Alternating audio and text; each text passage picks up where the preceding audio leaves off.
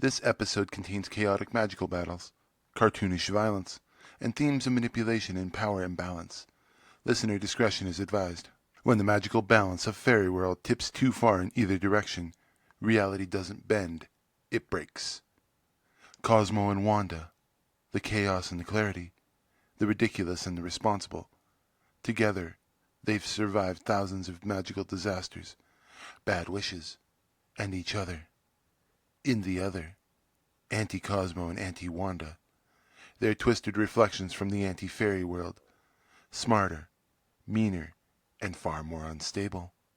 They don't grant wishes. They warp reality to ruin it. Two couples, 4 wands, one multiverse caught in the middle.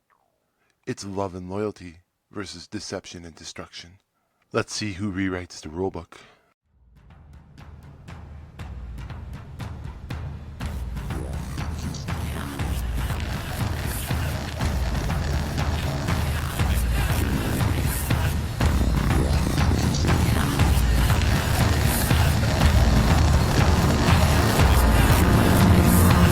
Welcome back to Revenge and Madness Chaos Crucible, where absurdity meets apocalypse, and even cartoon couples can burn worlds. Today's showdown isn't just personal, it's universal. Cosmo and Wanda are more than just fairy godparents. They're a magical balancing act. One brings joy, the other brings judgment, and together they protect reality from wish-fueled disaster. Anti-Cosmo and Anti-Wanda? They're not here granting wishes. They're here to turn dreams into nightmares and laugh while doing it. This isn't just a clash of wands. It's a war of philosophies, of partnership versus manipulation, of silly love versus strategic cruelty. Let's break them down. In the world of fairies and anti-fairies, balance is everything. But balance doesn't mean peace. It means tension, chaos, and conflict just waiting to explode. Cosmo and Wanda have been together for centuries, navigating magical disasters, ridiculous wish requests, and raising a human child with questionable judgment. Wanda is the backbone, smart, powerful, rule-savvy. Cosmo? He's not. But his unpredictable nature and bizarre logic make him just as valuable in a fight, even if it's by accident. Together they've saved fairy world and the human world more times than they can count, mostly because Cosmo lost count. Their strength lies in unity, love-driven, emotionally charged, and surprisingly coordinated when the wands start flying. Anti-Cosmo and Anti-Wanda. They're the mirror image, and the nightmare version. Anti-Cosmo is brilliant, articulate, and absolutely malevolent. He leads the anti-fairies not with love, but with strategy and fear. He doesn't just want to defeat Cosmo, he wants to erase the balance entirely. Anti-Wanda, on the other hand, is abrasive, destructive, and takes nothing seriously, except her hatred for everything sweet, sparkly, or loving. They're not a partnership. They're a calculated alliance of two powerful magical beings who hate everyone else more than they hate each other. So the advantage here goes to the anti-fairies. Cosmo and Wanda have heart, but Anti-Cosmo and Anti-Wanda have plans. In a head-to-head dynamic, love gets messy, but manipulation gets results. Fairy magic is unstable by design, but in the hands of these four, it becomes a weapon of mass reality warping. Cosmo and Wanda wield raw, unpredictable energy of fairy world magic. Wanda is a master of defensive and restorative spells, barriers, transfigurations, healing, and damage control.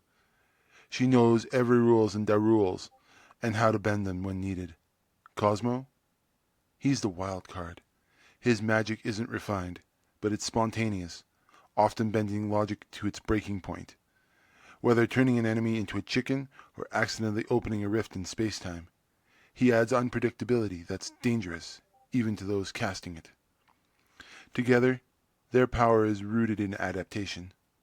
Wanda's control mixed with Cosmo's chaos allows them to react and recover with surprising speed.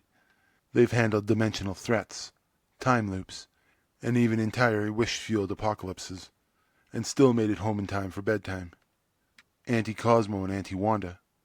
however, don't just react, they orchestrate.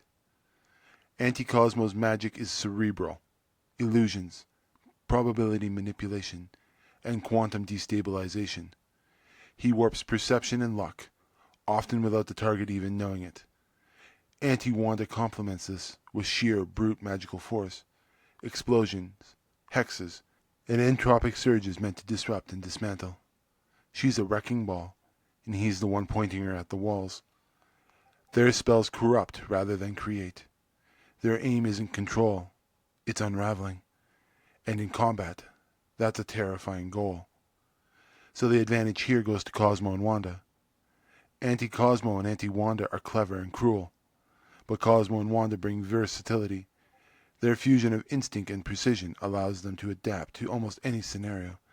And in a duel this chaotic, adaptability wins.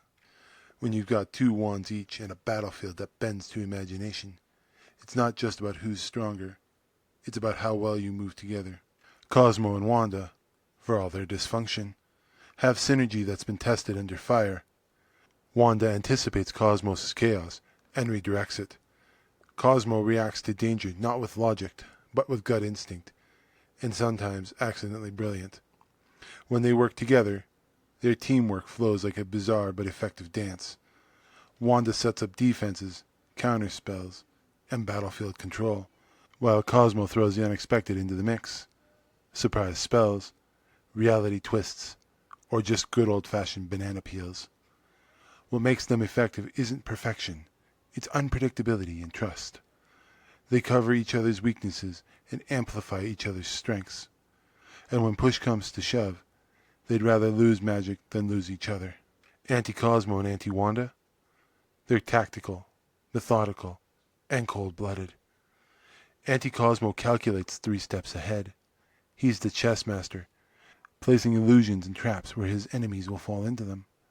Anti-Wanda's brute magical power is unleashed at that perfect moment. Devastating blasts, misdirection, or wide-scale chaos unleashed with zero hesitation. They don't trust each other. They use each other. But that makes them dangerous. There's no hesitation, no compassion, no mistakes born from emotion. It's a deadly dance of logic and destruction. So your advantage here goes to Cosmo and Wanda. In war, trust is power. Cosmo and Wanda's connection is messy, but it's genuine. Anti-Cosmo and Anti-Wanda are sharper, but when things go wrong, and they will, only one team knows how to fall apart together and still win. In a battlefield fueled by imagination, mischief, and magical warfare, it's easy to assume the cold, cunning minds of Anti-Cosmo and Anti-Wanda would prevail. And for a while, they might.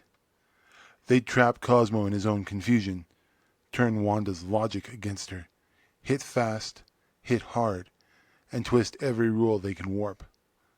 But Cosmo and Wanda? They've been surviving chaos forever.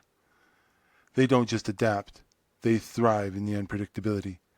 Their strength isn't just in spells, it's in trust, in love, in knowing that the other will always catch the magical equivalent of a falling anvil. Cosmo brings chaos, Wanda brings control, and together they bring the kind of magical synergy that not even anti-fairy sabotage can match. Anti-Cosmo may play chess, but Cosmo and Wanda? They play Calvin ball, with wands, and they win by changing the game. So your winners here are Cosmo and Wanda.